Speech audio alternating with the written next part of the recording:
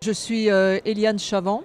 Mon univers, c'est le monde du commerce multicanal, dont le digital, univers de la mode et de la décoration, pour lequel j'ai occupé des postes de direction de marketing de l'offre et des directions générales de BU. En ce qui concerne le parcours d'achat et en particulier la segmentation, il me plaît de mettre en avant le fait que la cible des seniors est une cible qui est une multi-cible, qui n'est pas hétérogène et bien évidemment qui répond à plusieurs critères. Alors segmentation, oui, bien sûr, mais à manipuler avec prudence.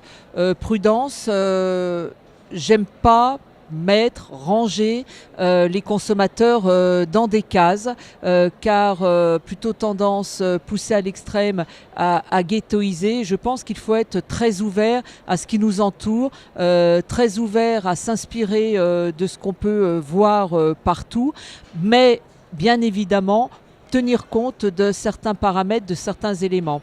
Alors, on parle beaucoup de l'âge. L'âge, ça me fait beaucoup rire. À 50 ans, on ne se réveille pas le jour de notre anniversaire en disant youpla boum, ça y est, j'ai 50 ans, je suis une senior, et on change complètement notre vie. Non, donc l'âge, bien sûr, il faut en tenir compte, mais il ne faut pas tenir compte que de l'âge. Ce qui me paraît plus important, c'est de prendre aussi en compte tout ce qui touche aux ruptures dans la vie, aux changements profonds qui surviennent au fil de la vie. Alors je prends quelques exemples. Les enfants qui quittent le domicile familial, qui vont voler de leurs propres ailes. Départ en retraite, c'est une rupture importante qui peut aller quand même à être vécue comme étant très anxiogène pour certains. La maladie, voire la dépendance. Et puis après, sur le plan qui me touche plus particulièrement en ce qui concerne l'univers de la mode, du textile, l'évolution du corps. Notre corps change au fur et à mesure que nous vieillissons. Donc ce sont plutôt ces ruptures qu'il faut prendre en compte.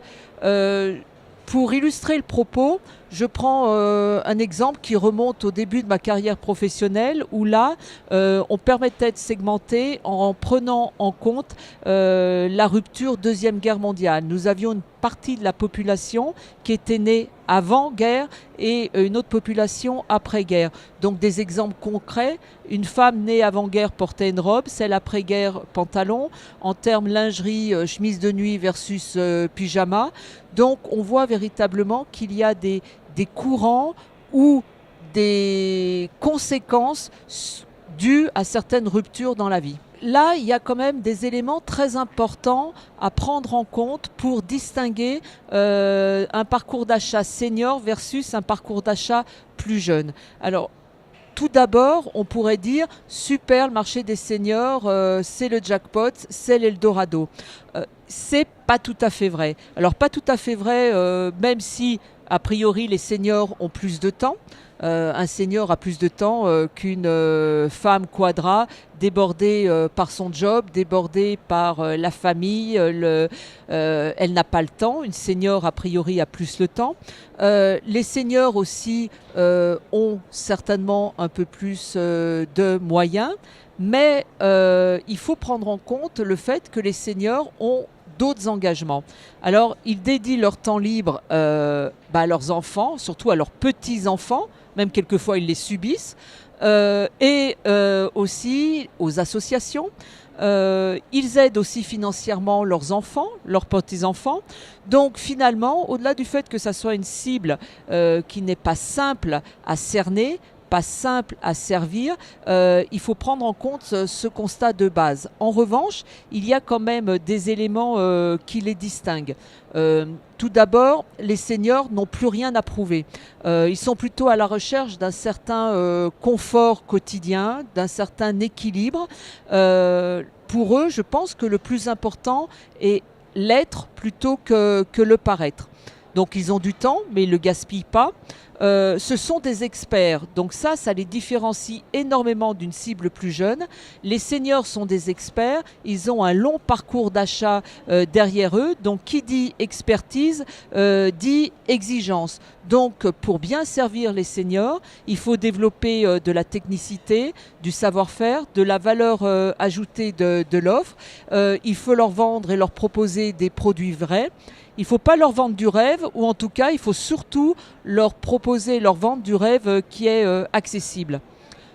Je pense et je crois et je suis convaincue que les seniors achètent raisonné et raisonnable. D'autre part, les seniors ne veulent pas être ghettoisés. Donc, ils ne veulent pas qu'on s'adresse à eux comme à une cible à part entière. Ils veulent être intégrés parmi l'ensemble de la population. Ils ne sont pas réfractaires aux nouvelles tendances et aux nouvelles technologies, mais en revanche, il faut que les nouvelles technologies et les nouvelles tendances soient porteuses de sens. Les seniors, c'est une population qui lit, donc il ne faut pas hésiter à choisir des arguments qui soient bien clairs, du contenu dans nos messages, de l'information, donner du conseil, donc parler un discours vrai.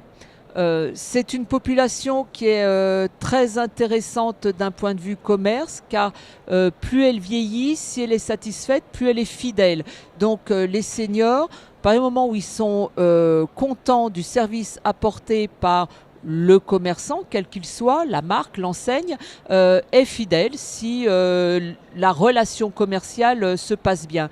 Le senior n'est pas zappeur comme certaines populations plus jeunes. Et puis, j'aime aussi à dire que les seniors sont gais, les seniors sont joyeux, donc ça peut s'illustrer tout simplement par les couleurs. Donc je pense que c'est aussi un point important à intégrer dans l'approche et dans notre message diffusé aux seniors.